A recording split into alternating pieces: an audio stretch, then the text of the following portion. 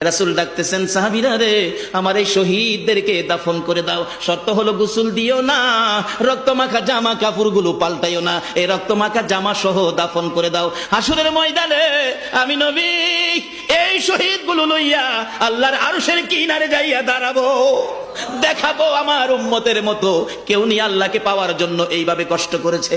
এবার দাফনের কাজ শুরু হলে কিতাব লেখে 69 জনের দাফন শেষ। 70-এর মাথায় আসওয়াদ দূরে পড়ে আছে। আমার নবী 2 কদম সামনে গিয়ে দেখে আসওয়াদ নতুন তরবারি হাতে চিত হয়ে পড়ে আছে, শহীদ হয়ে গেছে। আমার নবী ডাকে, রে আসওয়াদ, মদিনার হুর বিয়ে করতে পাঠাইছিলাম, মদিনার হুর বিয়ে করলি না, যুদ্ধের ময়দানে জীবন দিয়ে বিদায় হলে।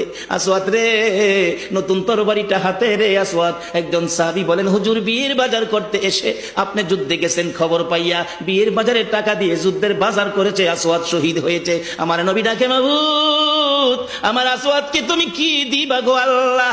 মদিনার হুর নিল না, রাসূলের পক্ষ নিয়ে জীবন দিয়ে দুনিয়ার থেকে বিদায় হলো, আমার আসওয়াদকে তুমি কি দিবা গো আল্লাহ? আসওয়াদের লাশটা ধরে ধরে কবরের দিকে নিয়ে আসতেছে। গোসল লাগবে না, কাফন লাগবে না, শুধু দাফন করে দিবে। আমার নবী আসওয়াদের কবরের পাশে দাঁড়াইয়া মুস্কি মুস্কি হাসতেছেন। সাহাবীরা আরজ করেন, ইয়া রাসূলুল্লাহ, এই কবরের পাশে হাসতেছেন কেন, ব্যাপার কি? আমার